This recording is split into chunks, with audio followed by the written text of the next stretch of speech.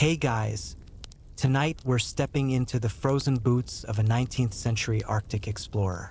And I've got to warn you, this might be the coldest bedtime story you've ever heard. Imagine this.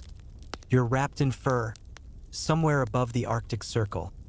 The sun hasn't set in weeks, and your concept of time is crumbling faster than your frostbitten fingertips. Sound cozy yet? Yeah, I didn't think so. But don't worry, you'll get through it. Just maybe not with all your toes. So, before you get comfortable, take a moment to like the video and subscribe, but only if you genuinely enjoy what I do here. This little ritual helps me keep spinning these strange historical tales for you every night. Also, drop a comment telling me your city and the exact time you're listening. I always love knowing where in the world you're joining me from. It's kind of like a global slumber party, just with more polar bears and fewer snacks. Now, dim the lights, maybe turn on a fan for that soft background hum, and let's ease into tonight's journey together. The first thing you lose is the sense of morning. That simple comfort of waking up to sunlight pouring through the window, gone. In the Arctic summer, the sun doesn't set, it just slowly loops around the sky like a sleepy dog turning in circles. Midnight looks like noon, and noon looks like also noon. There's no golden hour, no dusk, no sunrise. Just a bright, cold silence. You try to squint at the horizon and guess what time it is, but your body disagrees with your brain. You're tired when you shouldn't be, wide awake when you're supposed to rest. Welcome to the psychological wilderness. Scientists today call it circadian desynchronization, but back then you'd probably just call it losing your marbles. First, you try to fight it. You keep checking your pocket watch, tick, tick, tick, but somehow every hour feels like 5 or none. You force yourself to go to sleep at night, even though the light outside screams late brunch. You start to dream of clocks melting like Dali paintings. Only Salvador Dali, one to be born for another few decades.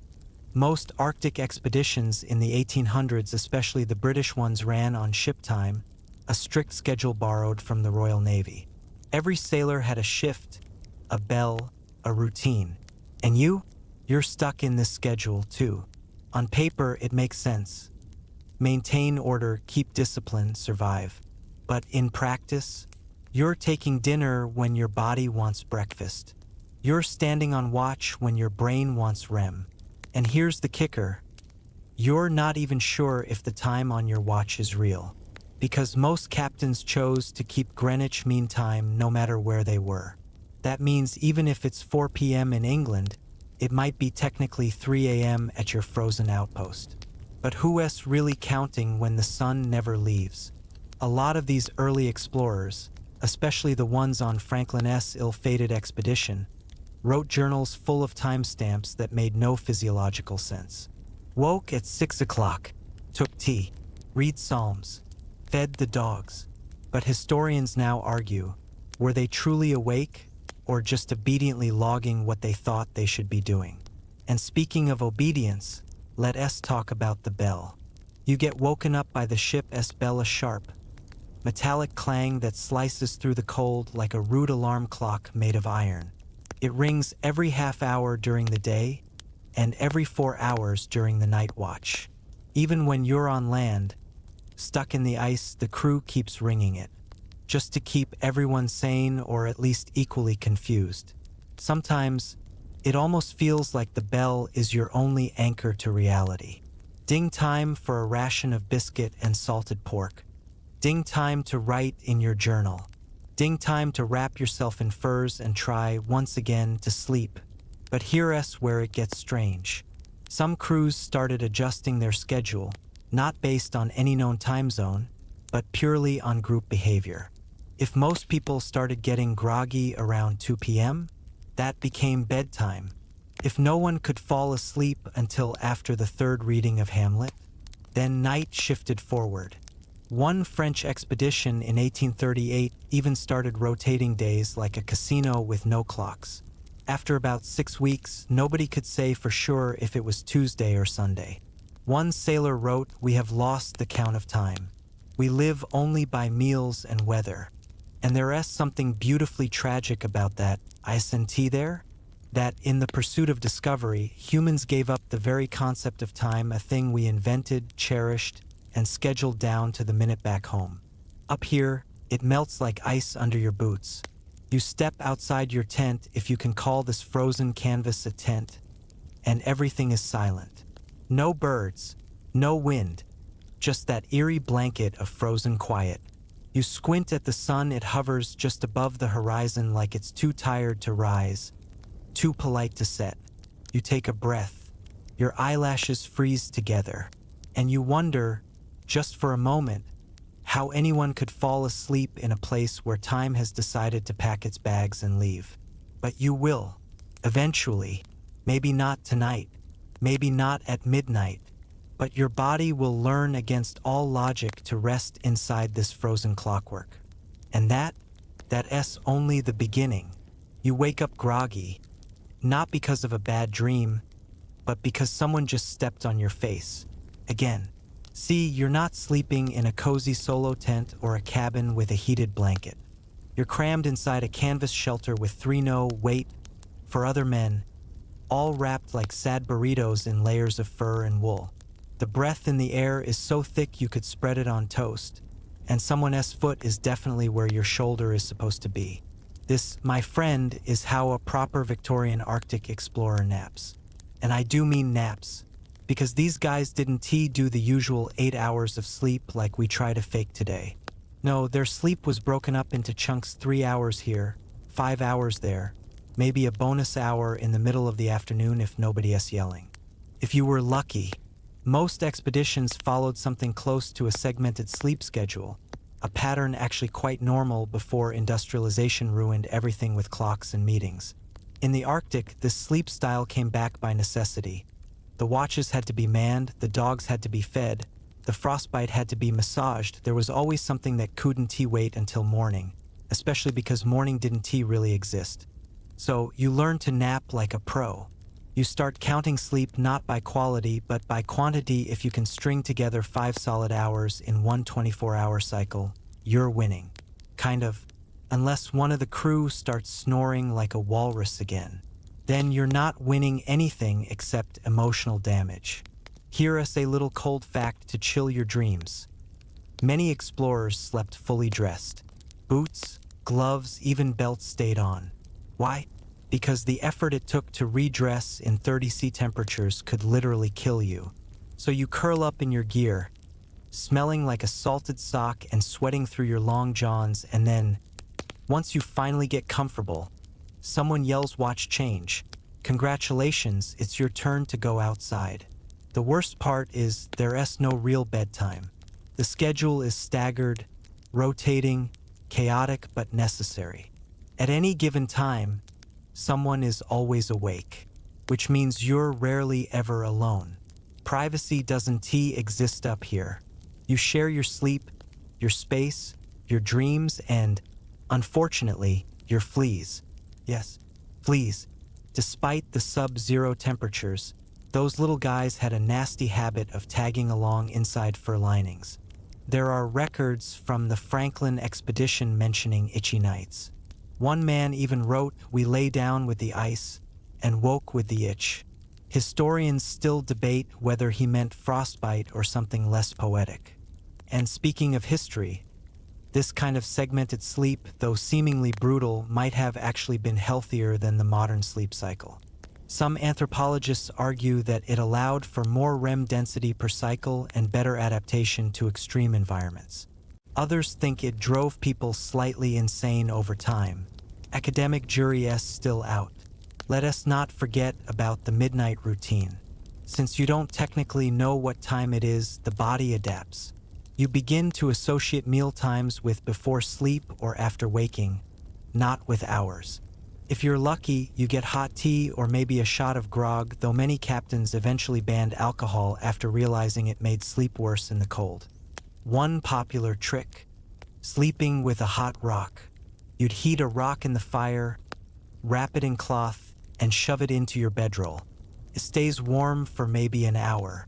Maybe. But you cling to it like it's a tiny volcanic pet. hoping it'll keep the cold demons at bay. And when you're not sleeping in a tent, sometimes you're curled up directly on ice. Yes, on ice. Crews would spread animal pelts or thick canvas to lie on, but there's only so much between you and the frozen sea. You learn very quickly not to sleep on your back because the cold will seep into your spine like a whisper from the underworld. So what do? You curl into yourself like a croissant. Not the flaky, buttery kind, more like a frozen military-grade version with mild paranoia. A lot of journals from this era include notes like, "Managed 3 hours of uninterrupted sleep remarkable. Awoke with ice on eyebrows. Dreamt of my wife, then promptly woken by Jenkins sneezing into my face." There's a strange intimacy that comes from this kind of shared sleep. You start to understand the rhythm of your tent mates' breathing, the weird whimper sounds they make before falling asleep. You all become like one breathing organism, rotating shifts, stealing warmth, occasionally stealing socks.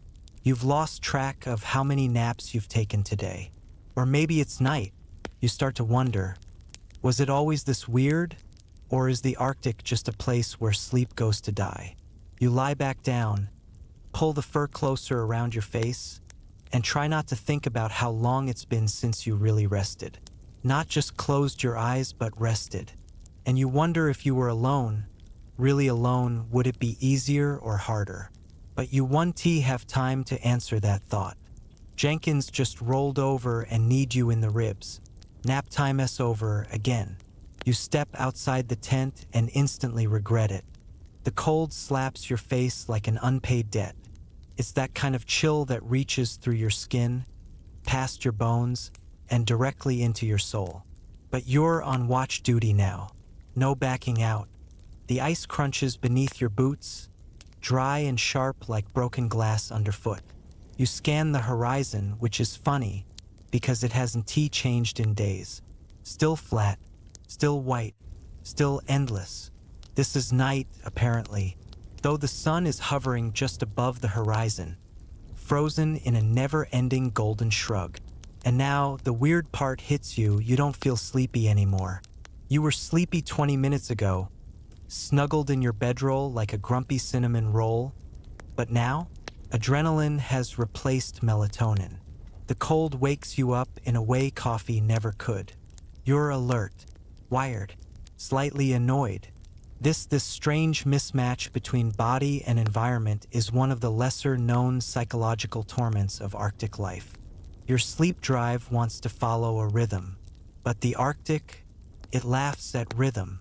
You're expected to sleep when the sun is shining and stay awake when it's still shining. Most historical expeditions tried to fight this unnatural environment with structure. But the longer you stay up here, the more your brain starts inventing its own rules. Some sailors developed what modern researchers now recognize as Arctic sleep syndrome, an odd mixture of insomnia, daytime sleepiness, and disorientation. You think you've been awake for 5 hours. Turns out it's been 12, or 3, or 2 days. You honestly can't tell anymore. One of the cruelest ironies? Melatonin, the hormone that regulates your sleep-wake cycle, is light-sensitive. Too much constant daylight and your internal clock just gives up, throws your circadian rhythm into a snowdrift and says, "Good luck, champ." But there was one trick explorers swore by: the blackout mask. Of course, they didn't call it that. More like the rag or that bit of tarred cloth I tied over my face. It wasn't fancy, but it worked. Some crews even tried hanging thick blankets or sailcloth inside the tent to fake a sense of night. Did it help? Sometimes. But here's where things get a bit stranger. Some expeditions embraced the weirdness. Instead of forcing a 24-hour schedule, they made their own cycles 28 hours, 36 hours, or even 10-hour repeating loops. Why? Because if you're trapped in the ice for months anyway, why not reinvent time? In one documented case, a Russian scientific outpost in the late 1800s operated on a 6-hour rotating shift.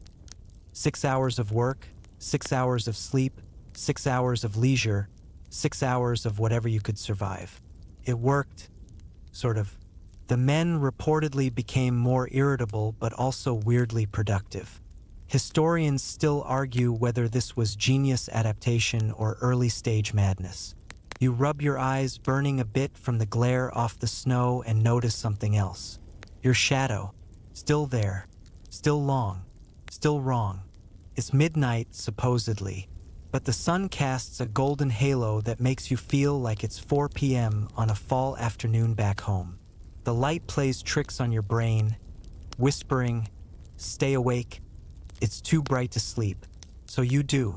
Sleep deprivation becomes a badge of honor.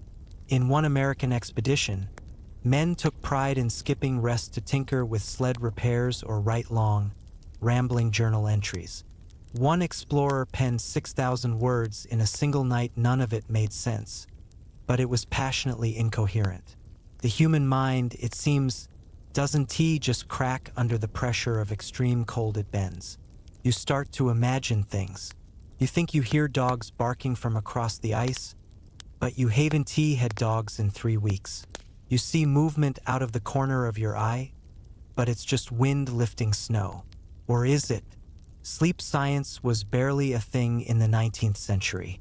Most explorers didn't understand the long-term effects of fragmented or delayed sleep cycles. They just thought they were being tough, stoic, manly, but many later accounts suggest their thinking slowed, their tempers shortened, and their health quietly decayed under the weight of chronic exhaustion. One explorer wrote, "I feel a fog behind my eyes. Even when I rest, I do not dream." And that's perhaps the most haunting part. Not that you can't sleep, but that sleep no longer brings rest. It's mechanical, functional. You lie down, shut your eyes, and wait for the bell. When your watch finally ends, you drag your feet back to the tent. The warmth inside feels like a lie, a tease. You crawl into your bedroll, face still numb, and close your eyes. But the sun won't stop watching you. You wake up to the sound of someone boiling snow. Again, it's not exactly a gentle wake-up call. The metal pot clatters against the stove, the fire wheezes like it's asthmatic, and someone curses quietly as they burn their fingers, probably Jenkins. You've lost track of how many times Jenkins has burned himself this week. The tent smells like damp wool, wet leather, and the faint hope of tea. You sit up slowly, every muscle stiff like you've been mummified. Your body doesn't know whether it just finished a nap or a full night's sleep, or if it's about to start watch duty again. You gave up trying to keep track 2 days ago. Or was it 3? Now here's where things get interesting. While your body is confused, your schedule is even worse. Back home, life runs on clocks. Breakfast at 7, work at 9, lunch at noon, sleep by 11. Neat little boxes. But here, in this world of endless daylight and shifting ice, time is a fluid thing. Slippery, arbitrary, almost silly. And yet, despite the absurdity, Victorian explorers tried desperately to keep some version of a routine. They made charts. They rang bells. They had official wake-up cocoa and bedtime tea, even if it was broad daylight or pitch black. Why? Because without structure, they feared chaos. One famous expedition leader, Captain Nares, of the British Arctic expedition in the 1870s, insisted on strict daily schedules. Rise at 6, breakfast at 8, work till 4, dinner, journal writing, and lights out by 9. Even when the sun refused to set, even when frost coated the walls inside the tent, they stuck to the script. Except, it didn't always work. You start to see cracks in the plan. Men oversleep their shifts. Others nod off during meals. One guy snores during a snowstorm. And eventually, everyone begins to follow their own quiet, unofficial clock, guided more by exhaustion than by bells. You, for example, have developed a habit of dozing off around the 3rd cup of tea and waking up whenever someone starts singing about pickled onions.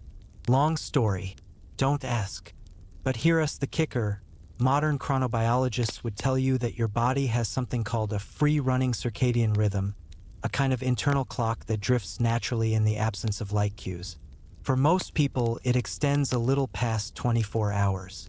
In the Arctic, without sunrise and sunset to reset it, your cycle slowly slides later and later each day.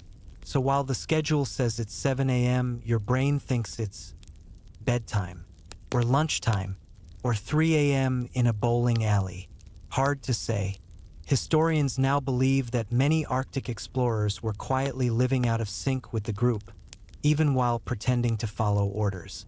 Some shared whispers in journals of feeling disconnected, or suddenly awake while others snored, or longing for night, though it never comes. One man on the Greely expedition in 1881 reported dreaming of clocks. "They chased me," he wrote, "always ticking but no hands. No hour, just noise," which sounds funny until you realize this was written days before he collapsed from exhaustion. Even more fascinating or disturbing, some expeditions attempted to simulate artificial night using black curtains, shuttered lamps, and even soot-smudged goggles. Anything to block out the relentless glare of the sun. One group even painted their tent interiors black. Imagine living in a lightless canvas cave just to trick your brain into thinking it's midnight. Did it help? Well, sometimes. Other times it made people moodier, more isolated. It turns out that too much darkness is just as unsettling as too much light. Academic circles still debate this one. Some claim that man-made night helped preserve mental health. Others argue it accelerated cabin fever. No consensus, just more journals with lines like, "We eat in the dark. We sleep in the day. We no longer know the difference." So what do? You compromise. You learn to sleep when you can, even if it's midday. You stop asking what time it is and start asking, "How long has it been since I closed my eyes?" You give up on the idea of a proper schedule and embrace the weird little rituals. Jenkins humming during cocoa time, the way snow sounds different underfoot at dinner hour, the subtle shift in light that no one else seems to notice. Eventually, your body finds a rhythm not the one you brought with you, but one whispered to you by the ice and the wind. It's a rhythm of survival, of small comforts, of half sleeps and soft silences. The pot clatters again. More tea is poured. You sip it slowly, letting the warmth spread to your fingertips.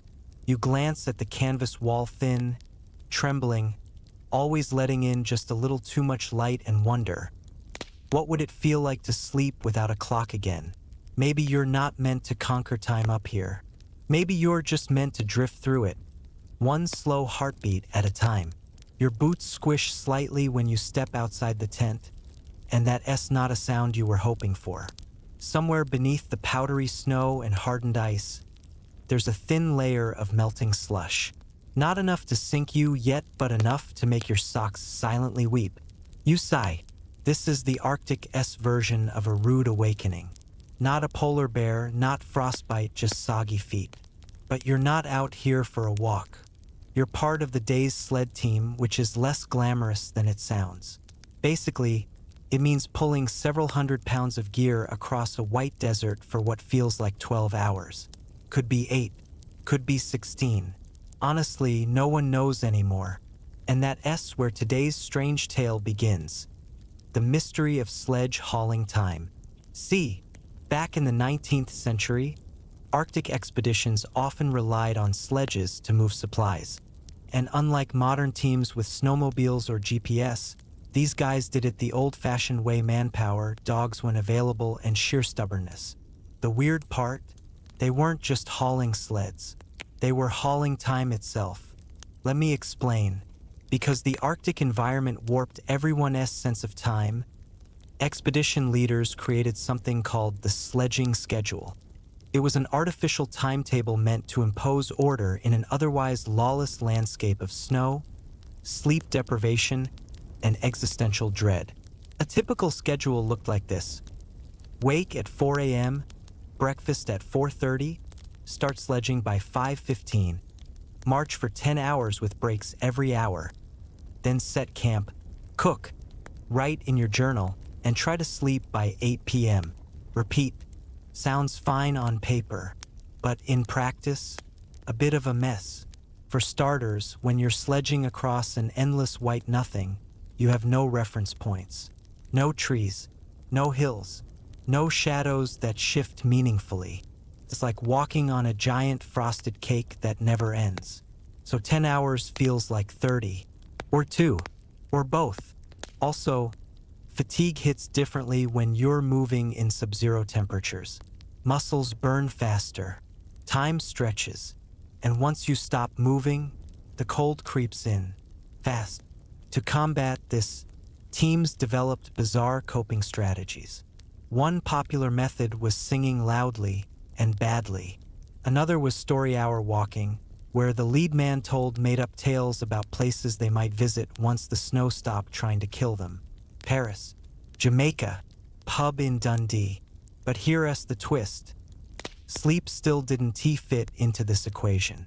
Because sledging wasn't just about hauling, it was a war against your internal clock. You'd stop at night even if the sun was glaring down like a suspicious landlord.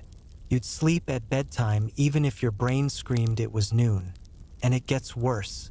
Some expeditions tried to game the system by shortening the workday into artificial cycles. The British Franklin expedition, for example, experimented with a march 5 hours, rest 5 hours loop. On paper, it gave more frequent recovery time. In practice, everyone's sleep fractured into odd little naps that barely counted. One officer described it as living in slices.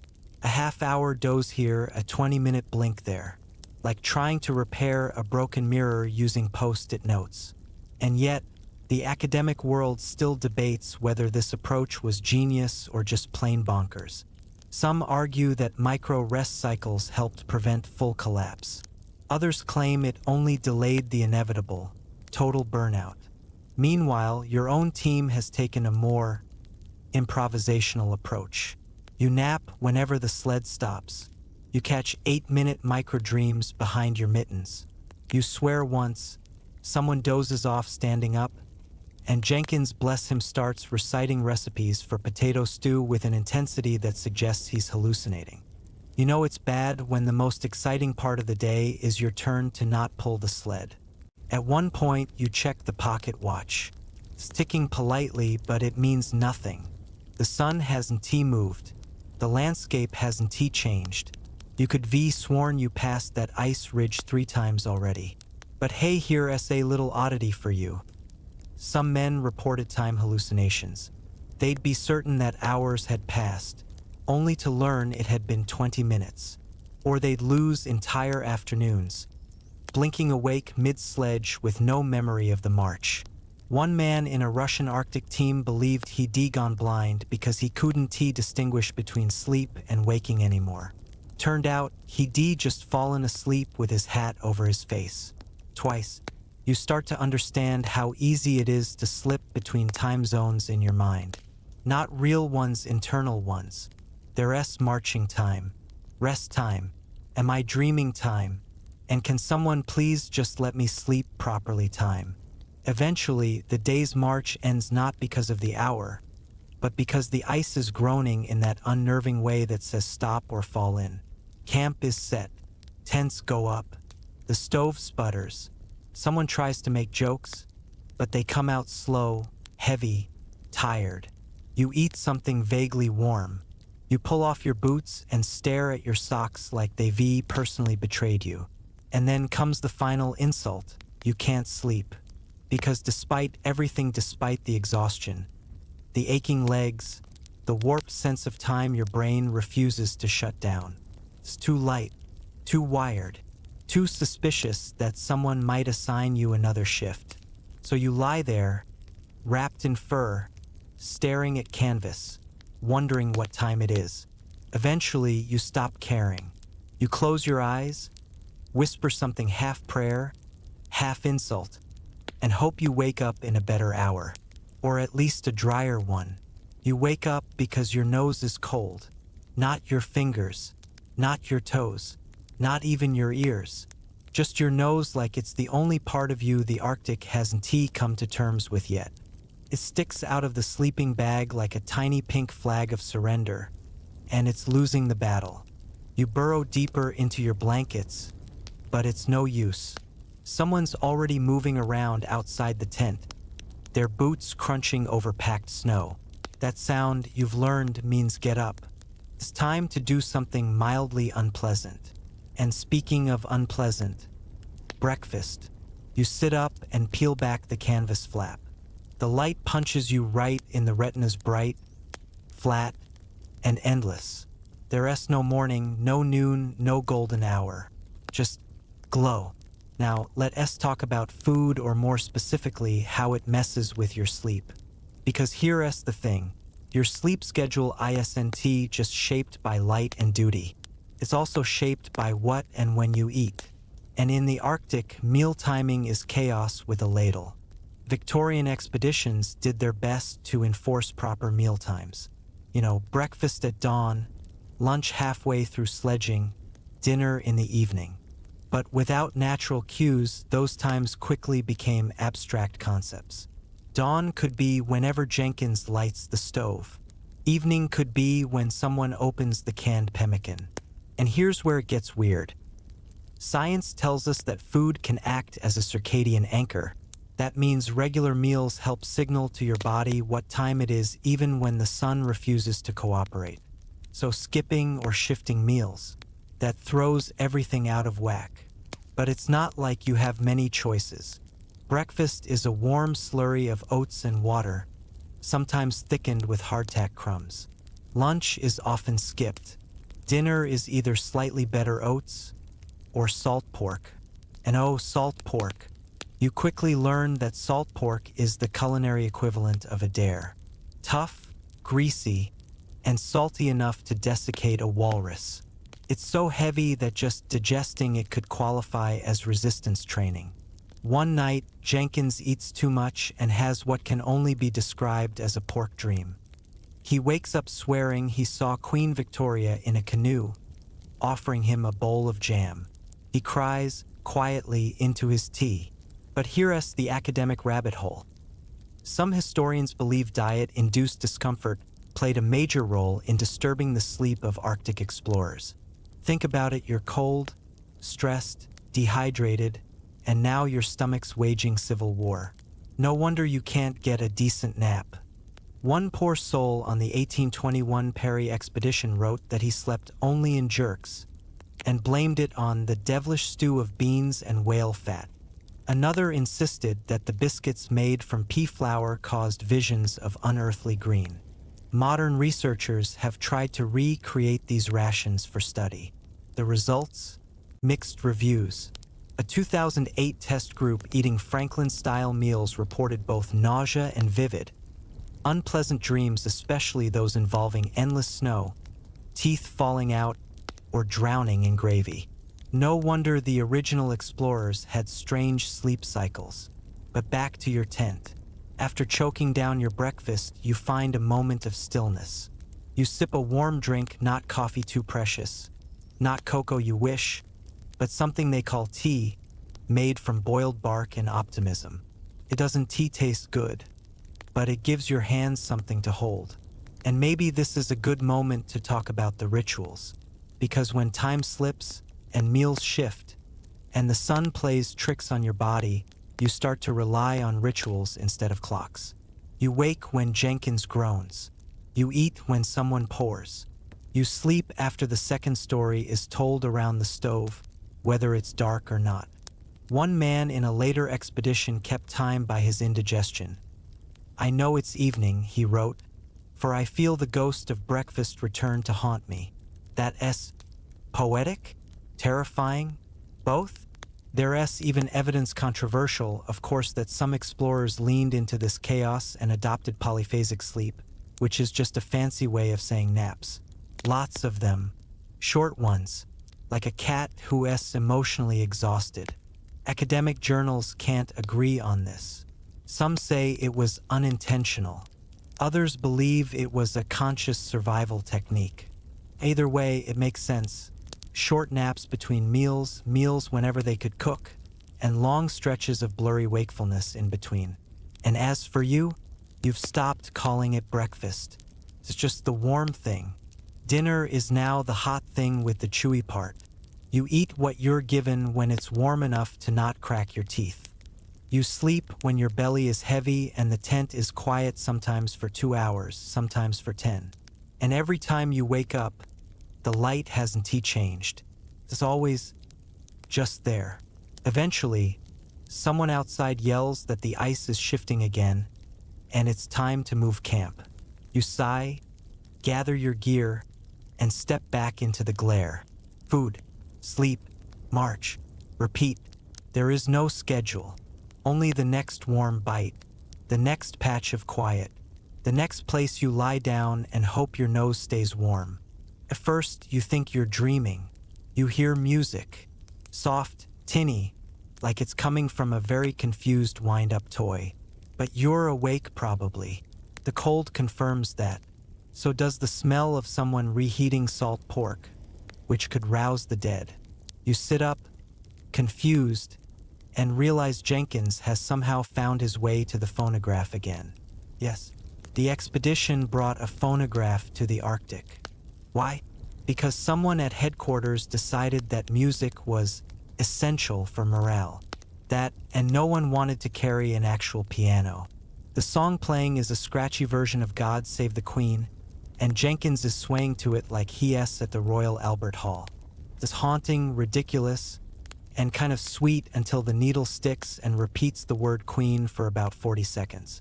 Still, it brings us to an unexpectedly important part of Arctic sleep history: the role of artificial routine. Because when time and sunlight aren't reliable guides, people start inventing their own rhythms. Not just schedules, rituals, morning songs, evening journal readings, phonograph concerts.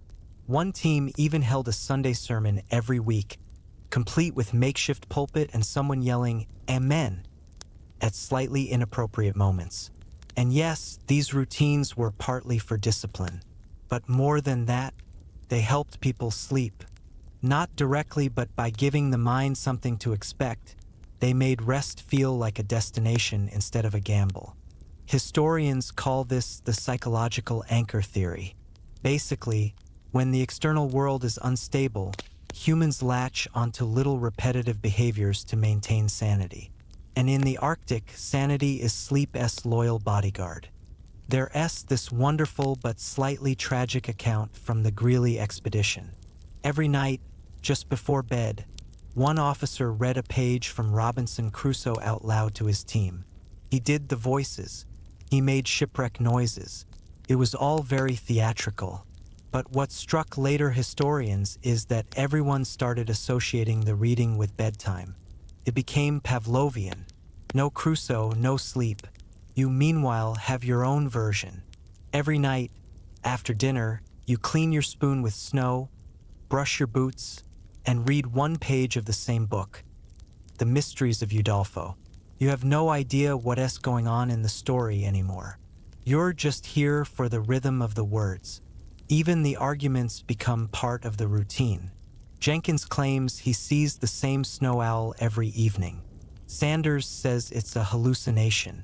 You say it's probably the same one owl just making its rounds, because even the wildlife is bored.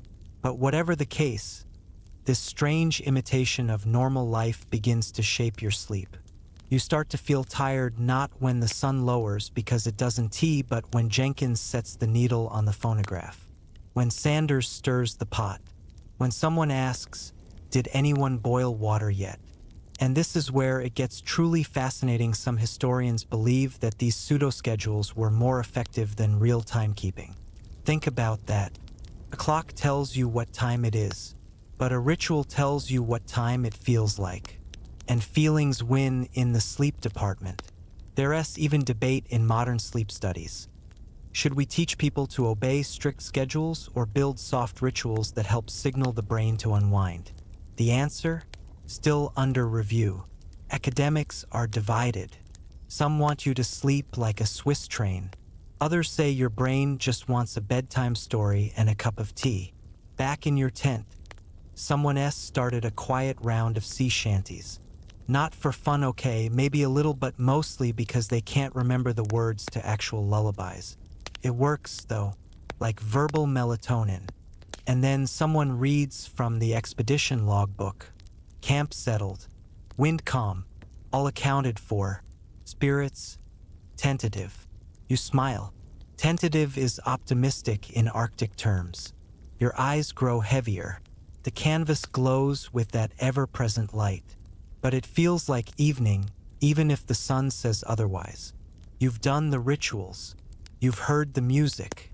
You've survived another day. And here's the real twist. Your body is adapting. Slowly, clumsily, but it's happening. Your internal clock has decided to stop fighting the sky and just follow Jenkins' playlist. It's a strange comfort that in a world of timelessness, you've invented your own hourglass.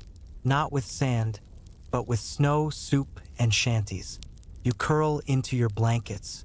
The phonograph clicks off. No one speaks. Sleep comes not because you're tired, but because the song ended. You dream of clocks. Not just any clocks, huge, swinging grandfather clocks, melting pocket watches, hourglasses with snow instead of sand.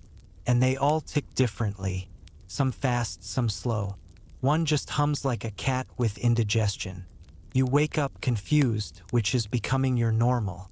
Your dreams have started taking on weird time themes, which makes sense considering that time itself has stopped making sense. Because now we need to talk about the bizarre concept of Arctic midnight. In theory, midnight should be simple. You look at your watch, it says 12 o'clock, and you go, time for sleep, or maybe regrettable late-night snacks. But here, in the realm of relentless daylight, midnight is more of a suggestion than a fact. And the 19th century explorers? Oh, they tried to hold on to it. They wore watches mechanical, finicky, and very committed to Greenwich time, even if Greenwich itself was several continents and one polar bear away.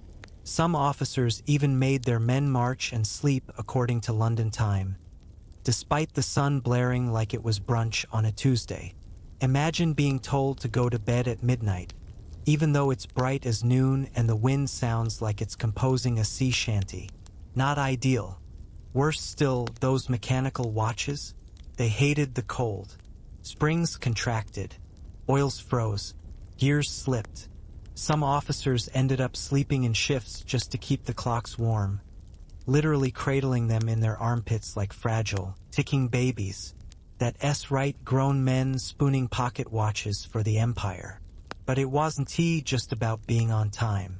Midnight mattered because it symbolized order, structure, the idea that even out here, where the compass spins funny and the sun forgets to go down, civilization still has a foothold. You could still say good night and pretend it meant something. And yet there's this delightful little irony. In many expedition logs, midnight is when the weird stuff starts happening. One explorer on the 1875 Nares expedition wrote that his bunkmate would wake every night at exactly 12 o'clock, sit up and whisper, "She's watching." No elaboration, just that, every single night. Another diary casually mentions that at midnight, the dogs start growling at nothing, as if aware of some invisible trespass. Sleepy, poetic, deeply unsettling. Modern sleep psychologists call this the midnight disorientation effect, a fancy way of saying that your brain, when robbed of consistent cues, starts freestyling its understanding of time. Midnight becomes a trigger not for sleep, but for dreams, anxiety, or spontaneous poetry. Historians still argue about whether Arctic midnight madness was real or exaggerated. Some say it was cabin fever. Others point to hypoxia, diet, or sheer boredom. And of course, some suggest that the unchanging light actually causes mild hallucinations, especially around the hours your brain expects it to be dark. It's around this time in your own journey that you start noticing odd things. You swear the snow sparkles more at midnight. Not reflectively, not scientifically, just theatrically. as if someone sprinkled glitter over the landscape because they thought you needed a little razzle-dazzle. And the noises, ice shifting, a distant groan that might be a whale, Jenkins singing lullabies to his socks. But you roll with it. Midnight is when you write in your journal. Not because it's late, but because everyone else is quiet. You don't care what the watch says anymore. Your midnight is emotional, not numerical. You begin inventing time zones, personal ones. Nap o'clock, thinking hour, hot drink 30, regret dawn. That one happens whenever someone mentions home. There's something oddly liberating about it. Like you've escaped the tyranny of real time and slipped into your own sleepy pocket universe. Who needs clocks when your body can just vibe? That said, the captain still insists on using ship S time. Every night, he rings a tiny bell and announces, midnight, lights out, as if you had lights to begin with. You nod respectfully, then continue stirring your tea by daylight.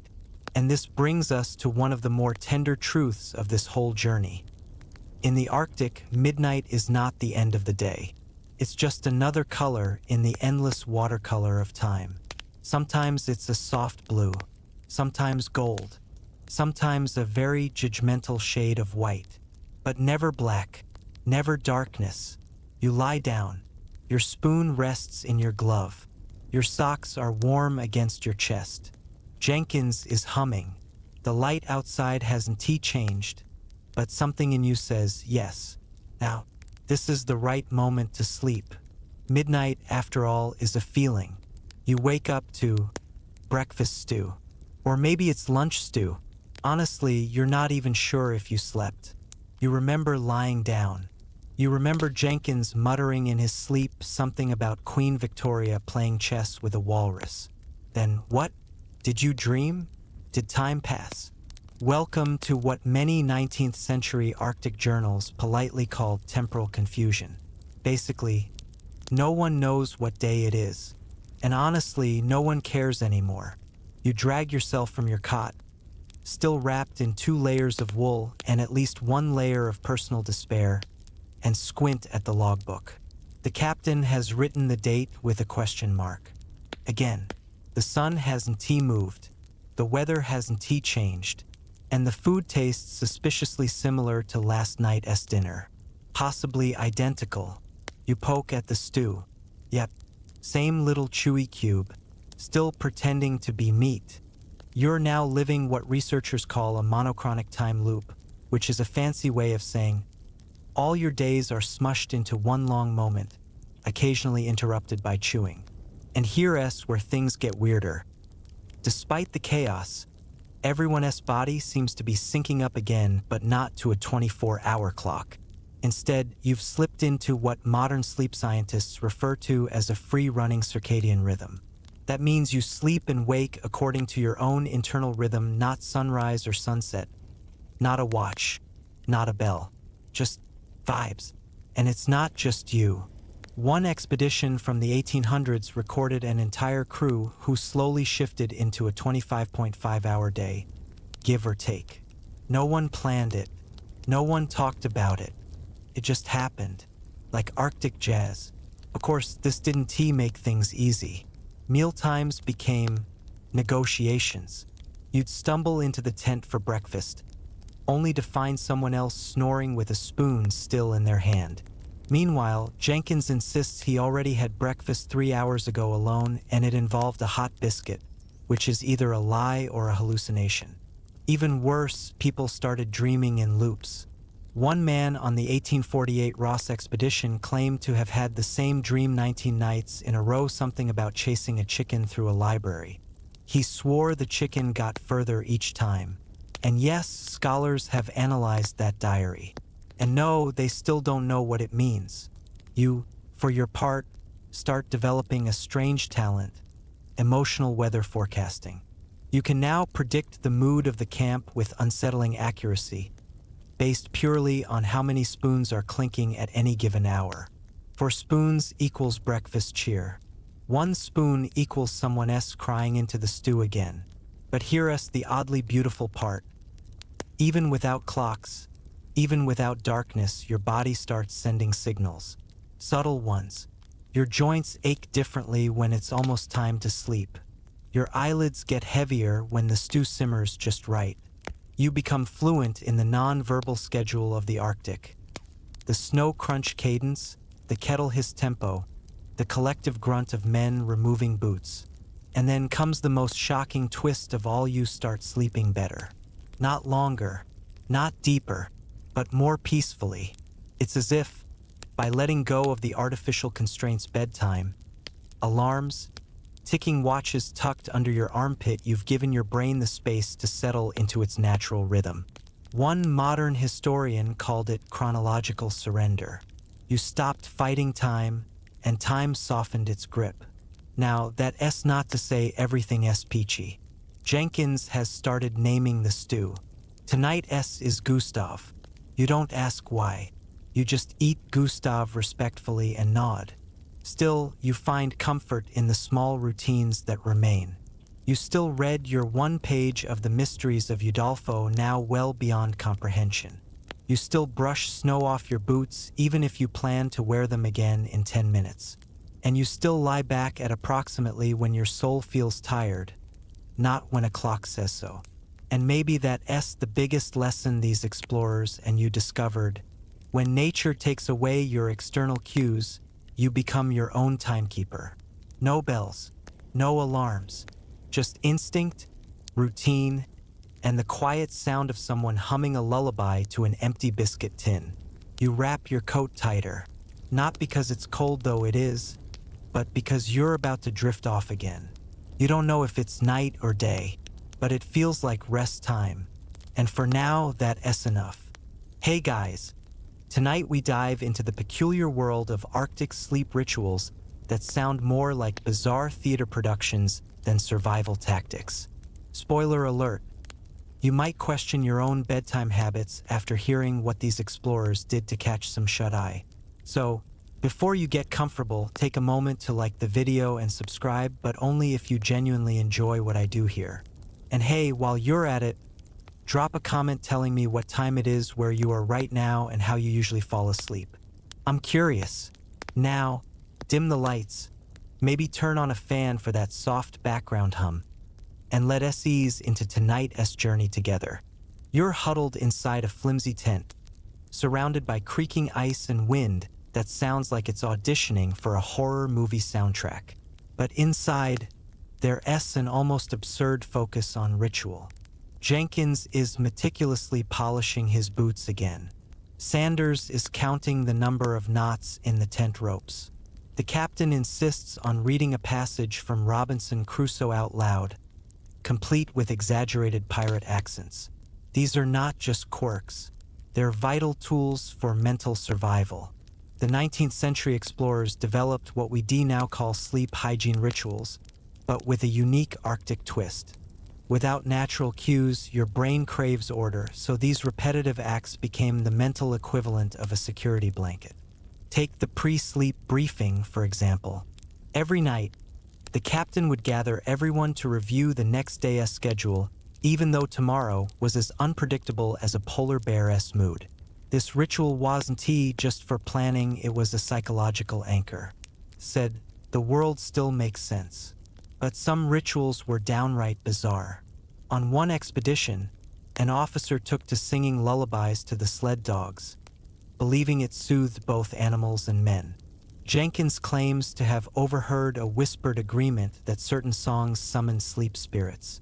Whether that was true or just a creative excuse to avoid scrubbing the latrine, who can say? Here is a fun fact. Sleep scientists today agree that rituals before bed help signal the brain to relax. You've probably heard about reading before sleep or avoiding screens. The Arctic explorers were doing that centuries ago, but instead of smartphones, they had sea shanties and thermoses of lukewarm tea. Interestingly, the exact timing and content of these rituals varied widely. Some men preferred reading, others swore by reciting poetry, and a few were convinced that sketching the landscape helped quiet their minds. Historians are still debating which rituals actually improved sleep quality. Some argue that the rituals themselves mattered less than the social bonding they created.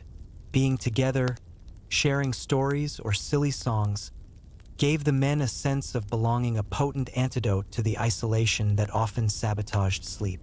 You notice how even your own little routines, brushing your boots, reading that one page of the Mysteries of Udolpho, start to feel like lifelines. They help you pretend that the Arctic is just a very inconvenient place to live, not a whole other universe. And then there's the unexpected role of humor. Yes, humor. Jenkins cracks a joke about the captain's beard being home to a lost Arctic fox. The men chuckle, a rare and precious sound that echoes faintly through the tent. Laughter isn't just entertainment here, it's a survival mechanism, a way to shake off the cold grip of despair and invite sleep with a lighter heart. Of course, not all rituals were effective. Some became superstitions, others downright obsessions. One officer refused to sleep unless his boots were perfectly aligned, no crooked toes allowed. Another insisted on wearing the same lucky scarf, even as it grew increasingly threadbare and questionable. You can't help but smile. Despite the hardship, despite the endless light, the biting cold, and the gnawing uncertainty, these men found ways to create normalcy, a place where the mind could rest. As you settle down, boots cleaned, phonograph silent, and the captain's final good night hanging softly in the air, you realize that sleep in the Arctic isn't just about closing your eyes. It's about crafting a world within a world, a space where even the harshest environment can't steal your peace. So, with that comforting thought, you curl up, the sounds of quiet breathing and distant ice shifting your lullaby. You settle into your fur-lined cot, the canvas walls humming with the distant groan of wind over ice, and prepare for everyone's favorite nightly ritual, storytelling hour. It's your cue to lean forward, even if forward just means shifting a few inches to avoid touching cold canvas. Because tonight's tale could mean the difference between dozing off peacefully or rehashing the same nightmares of falling through ice. Once the stove sputters down, the captain clears his throat and produces a battered volume of Shakespeare's The Tempest. You listen as he reads in a clipped British accent, voices rising and falling like the swell of a phantom sea. It's a mainstream show of culture, an attempt to remind you that civilization still exists beyond the ice, but somehow, hearing Caliban complain about nothing feels eerily appropriate in this frozen wasteland. After a few pages of Prospero's exile, someone passes around a greasy scrap of paper containing the ship's dinner menu from 3 nights ago. Pemmican hash, hardtack pudding, and something suspiciously labeled mystery meat. You chuckle because this combination of highbrow drama and lowbrow cuisine is your new normal. Historians still debate whether these maritime menus were meant as genuine morale boosters or just a cruel joke by the ship's cook. You note the odd contrast. 19th century expeditions often carried literature and fancy cookbooks, reminding crews of home while iron rations dwindled. It's a classic historical point Victorian obsession with propriety even in the face of frostbite. Yet here you are, listening to Shakespeare while silently mourning the loss of a decent hot meal. Then Jenkins stands up, waving a chipped pewter cup like a conductor's baton. He clears his throat and begins the evening sea shanty reading. Only, instead of the usual bawdy verses, he memorized a late 18th century whaler's recipe for pickled blubber.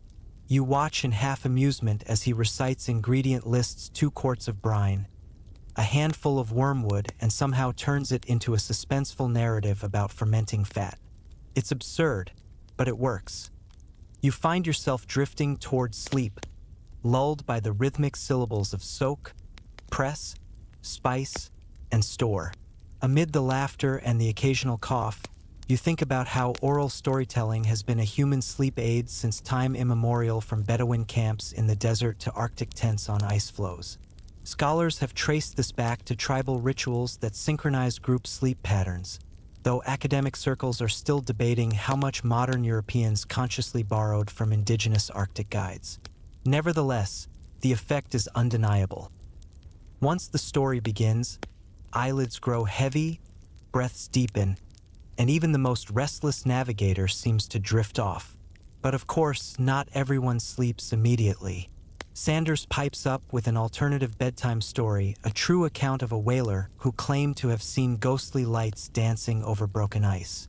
He swears it's real, though historians still debate whether it was a meteorological phenomenon like aurora borealis or just a desperate hallucination fueled by vitamin D deficiency. The rest of you lean forward, thrilled by the prospect of supernatural chills that no amount of wool can block. You reflect on the necessity of these tales. Without sunrise or sunset to regulate your days, without clocks you trust, you've invented what modern psychologists would call narrative time cues. Rather than relying on objective markers, your mind uses the end of a story as the signal. Okay, now it's time for sleep. It's a psychological anchor in reverse. Instead of bedtime leading to dreams, dreams are led by bedtime. By the time Sanders finishes his ghost light story, complete with shadow pantomimes against the tent flap, half the tent is silent. The only sounds are the gentle rasp of breathing and the stir of furs shifting. Even Jenkins, who normally snores like a trapped walrus, has given up the battle. Just before you drift off, you think about the next day's tasks. Measuring ice thickness, repairing the sled, marking waypoints, but for now, those worries dissolve. In this moment, you're exactly where you need to be. Cocooned in fur, lulled by voices that span centuries, and living proof that the oldest human tradition telling stories can outmatch the harshest natural adversaries. Your eyes close. The final syllable of "and so to sleep we go" hovers in the air. You breathe in the faint scent of pemmican and snow, and you realize something quietly profound. In the Arctic, storytelling isn't just entertainment, it's sustenance for the soul. You wake up, or maybe you don't, because it's hard to tell anymore. The Arctic sun is hovering at some impossible angle, casting long, pale shadows that don't seem to move at all. You rub your eyes and glance at your watch, but it's useless here. Time has lost its meaning, like a joke without a punchline. Today's challenge? The sleep schedule is officially breaking down. And by breaking down, I mean it's a chaotic mess that would make a clockmaker cry. You recall reading about the 1872 Polaris expedition, where the crew's sleep cycles became so irregular that some men were sleeping for a few hours, then pulling all-nighters lasting days. This led to a phenomenon modern scientists call sleep fragmentation, where your sleep is broken into tiny, restless chunks instead of a solid, restful block. Imagine this. You fall asleep for 40 minutes, wake up, check your boots, stare at the ice, then try to nap again. Repeat every 2 hours. You're basically living in a world where the phrase "catching some ZS" is an ironic insult. It's not just you. The entire crew is staggered, each person nodding off and waking at different times. The captain complains that meetings are impossible, and Jenkins has started talking to his shadow as if it's the only reliable company. Historians are still debating why this happens. Some say it's because of the extreme light conditions, others point to the psychological strain of isolation and cold. The truth is probably a mix of both, plus a dash of this expedition is doomed stress. Oddly enough, some sailors started embracing this madness. They invented polyphasic sleep schedules, inspired by the Arctic's weird light patterns. Instead of one long sleep, they take several naps throughout the day, ranging from 20 minutes to a couple of hours, sort of like a cat with a very irregular schedule. Sleep scientists today study polyphasic sleep with interest. Some argue it's a viable strategy for shift workers or astronauts, though many warn about the risks of fragmented rest. The 19th century explorers didn't know any of this, they were just trying to survive without losing their minds. Your own internal clock feels like a pendulum swinging wildly. You try to relax, but every creak of the tent and crunch of ice jolts you awake. You wonder if you're dreaming or awake, or if those states have merged into some strange liminal space. By nightfall, if you can still call it that, your brain feels scrambled. You catch yourself counting spoons again, wondering if 4 means breakfast cheer or just a cruel joke from the universe. But here's a strange silver lining. The body adapts. Over time, you become more tolerant of broken sleep, your mind learning to function on whatever scraps of rest it can grab. And then there's the camaraderie, shared exhaustion bonding you and the crew in a way no well-rested team could understand.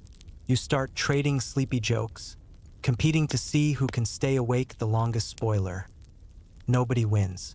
Sleep experts debate whether this kind of fragmented, polyphasic rest can ever truly replace normal sleep. But in the Arctic, it's not a choice, it's survival. You pull your blanket tighter, trying to find comfort in the chaos. Tomorrow might be another day of broken sleep and surreal dreams. But for now, you rest in the strange, fragmented rhythm of the polar night. You're awake again, or at least your eyes are open and the Arctic light plays tricks on your senses. Somewhere, a creaking noise echoes, and you swear the ice is whispering secrets meant only for the sleepless. Tonight, we're exploring the peculiar link between the explorers' sleep and their mental health, a topic that historians and psychologists still debate fiercely. The Arctic isn't just cold, it's a psychological pressure cooker. Without proper sleep, your mood swings wildly between hopeful optimism and deep despair. You feel like you're riding an emotional iceberg that sometimes melts, sometimes crashes. Some crew members reported vivid hallucinations like the famous white bear apparition seen by members of the Franklin expedition.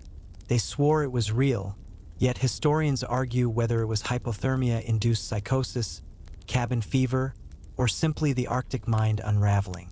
You recognize the symptoms: sleeplessness, isolation, sensory deprivation. They all erode the mind's boundaries. Oddly, some men coped by developing what modern psychology calls micro-sleeps, brief seconds-long naps that flicker through consciousness.